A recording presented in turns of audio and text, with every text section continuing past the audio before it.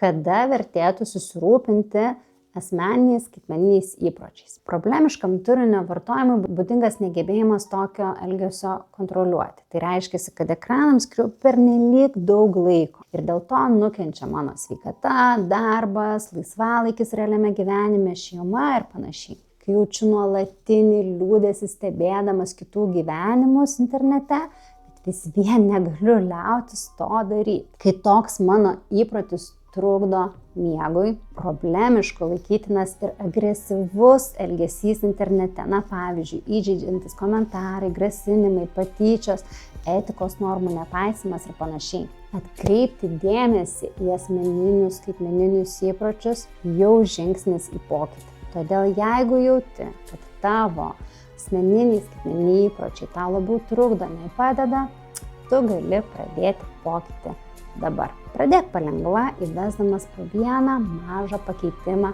per dieną ir tęsk palengva, įvesdamas papildomus pokyčius. Jei manai, kad vienam per sunku, parašyk man, galiu tau padėti. Su kokiais iššūkiais dažniausiai susiduri skaitmeninėje erdvėje?